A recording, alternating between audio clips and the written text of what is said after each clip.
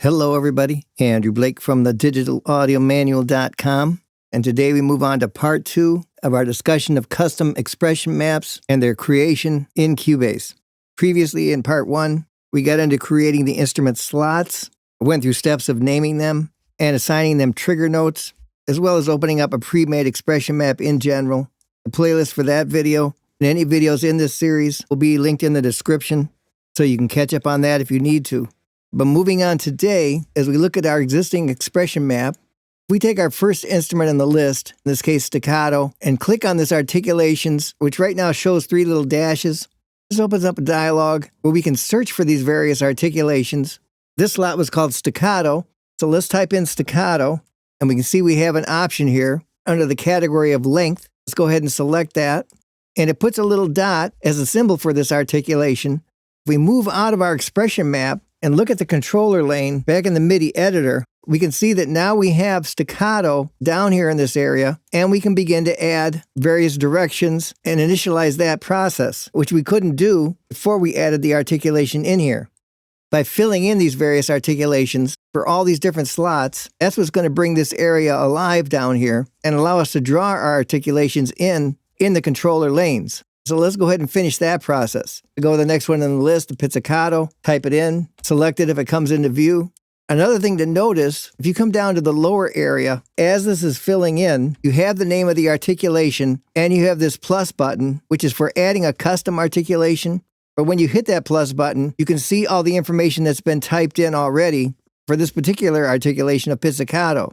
We can see its name, we can see the display of either a symbol or text, and then what that symbol or text is, what kind of articulation is it attribute or direction? We'll give an example of what those are later on. In the bottom, in the advanced area, you can pick a category and a playback technique. In this case, all these are already filled in. We hit OK, and we can see that articulation is now added. I'm going to fill out the rest of these. Spiccato. Then I come to this one that says sustain, which seems like that'd be a pretty generic articulation. But when I type in the word sustain, I can see that it offers me no choices. Nothing is previously here. This is where you want to come down to this area and add this custom articulation, which will allow you to put in things like this that don't previously exist. So in the description, I'll go ahead and type in sustain. Do I want it to be a symbol or text? I'll come over and choose text. I can shorten this name down if I want. I'll just put sus. Do I want it to be an attribute or direction? I'm going to choose direction for now. In the category, as I'm dealing with strings, I'll go ahead and choose a string. And for the playback technique, I'm going to go back to lengths and choose legato. But you could really choose just about anything, whatever you think describes it. These things that we're putting in don't necessarily have on the way that our slots or articulations are going to sound. You do want to be consistent because these things can show up in the score area. So you wouldn't want to put some direction in here that could confuse some kind of performer trying to follow directions. But once you've added what you think is going to work, come down and hit the Add Articulation, hit OK, and then that has been filled out as well. As we continue to add these various articulations, they continue to populate down here in this lower area that's designated for the exclusion groups. But be aware, as we add these articulations, our controller lane continues to fill out, which will allow us to add these directions in later on. Finishing out our list, I'll go to the next one and say legato. That one's in the list, so I'll choose it. Tremolo, we also have that. And finally, the sustain vibrato. That doesn't show up under sustain. Let's try vibrato. Again, it's not in the list, but we could take one that's close that says vibrato. If I want to double check what it has here, I can hit the plus button. Everything looks okay there, and I'm going to say add the articulation and OK. And that completes that process. Now we have a list of articulations along with our trigger notes and our names. What we've accomplished with this step is now we have the ability to come down into the controller lane and simply choose our different articulations by drawing them in place, making pretty simple work out of altering our sound and the performance of our instrument. For now, I'm going to choose all of these again and then just delete them. This leads us on to this next area over here on the right that's called the output mapping. This is where you're going to have the chance to choose what actually occurs when these different slots on the left are selected either by a trigger note or by hitting the articulation down in the controller lane. If we stay with our first slot, which says staccato, come over into the output mapping and hit this plus button. Again, it just automatically starts to fill something in. In this case, it says note on. It says the data is C0, and over here it says data 2 is 120. Before I describe any of these things and what effect this is having, let's go to the next one and repeat these steps. I'll choose the pizzicato. Once again, the output mapping goes blank. If I hit the plus button, it comes on and says note on. In this case, it says C# 0, so it's retaining the trigger notes that I've already put here, saving me some extra work, and the data 2 says 120. Because this is auto-filling with these trigger notes, let's go ahead and quickly finish out this process, and then we'll talk about some of the options or different ways you can go with this. Choosing the next one in the list, hitting the plus button. If I continue this way, I really don't have to do anything else than choose the slot on the left and hit the plus button on the right. Everything is filling out pretty much automatically. As I continue down the list, one more to go, and there's all the information. Of course, if I have to erase anything, there's a little trash can down here, and I could start over if I make a mistake. But here's the thing that I know many of you are trying to understand.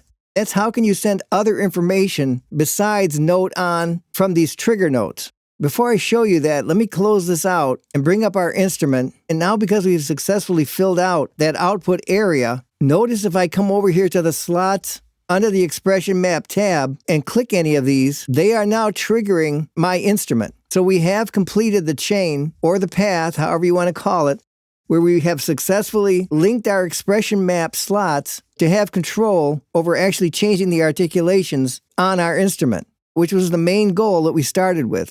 But that's because these particular articulations are triggered by these various notes.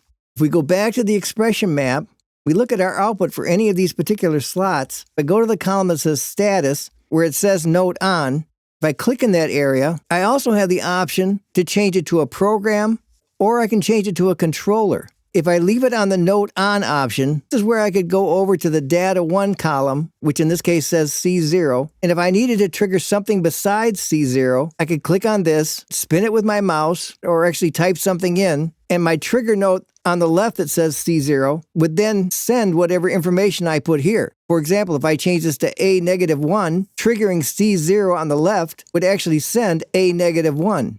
This final option gives me the velocity, so if I wanted to change that, I could change that as well. But I want to leave this at C0, because that's the way we began in the first place. But let's say my library doesn't work with Note On. Let's say my particular library requires some kind of controller change. So if I take controller here, I can now go to Data 1, and I basically can choose any controller I need. I have them all here in the long list. I need to send controller 61 or controller 59. I just select that from the list. If I need to send some particular controller number, I can go over to the next Data 2 column and adjust that however I need. If I come back to controller and I change that to program, now I can go to Data 1 and I can select some kind of number as a program change. And whenever this slot on the left is selected, it's now going to send this program change. And this is where you want to begin to understand that you don't even really need trigger notes. If you decided you didn't want to have the trigger notes in place, you could actually click on your trigger note, hit delete, and it would still work regardless, as long as this slot gets selected. And you can select these slots now in the controller area for your MIDI editor. Once the slot is selected, in this case, it's going to come over here and send a program change, or I could set it up to send a controller. Whatever I need, that's what my particular library instrument is going to receive and respond to. Understanding how to make these changes and what your options are will allow you to make a custom expression map for whatever your library is expecting or needs to respond. And you can come up with some very sophisticated combinations that will happen. You automatically draw in some direction down here in the MIDI editor controller lane. For each articulation that you create, on the far right, you have the option to choose the type. What this means is you can change between what's called an attribute or a direction. You make the change by simply clicking on it and either making it a little note or an arrow. When it's a direction and you come over to your controller lanes and using your pencil, you draw in one of these, it will draw in a length until another direction from another articulation takes over. On the other hand, if you change the type from direction to an attribute, and you can change all of these at one time if you need to, it's simply selecting them all and then making that change.